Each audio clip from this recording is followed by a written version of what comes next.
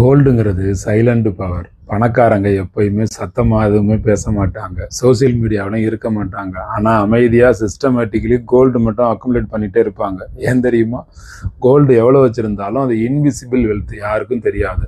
Government track பண்ணுறது கஷ்டம். Crisis வந்தாலும் ஈஸியாக லிக்யூட் பண்ணிக்கலாம். வருங்கால ஜென்ரேஷனுக்கு அது டிரான்ஸ்ஃபர் ஆகும். இதுதான் கோல்டு மணியோட சீக்ரெட்டு. உலகத்தில் டாப்பில் இருக்கிற எல்லாரும் ஸ்டாக் பற்றி பேசுவாங்க, ஆனால் கோல்டு பற்றி பேசவே மாட்டாங்க. அதே நபர்கள் சைலண்டாக தங்கத்தை வாங்கி குவித்து கொண்டே இருப்பார்கள். சைலன்ஸ் தான் அவங்களோட ஸ்ட்ராட்டர்ஜி.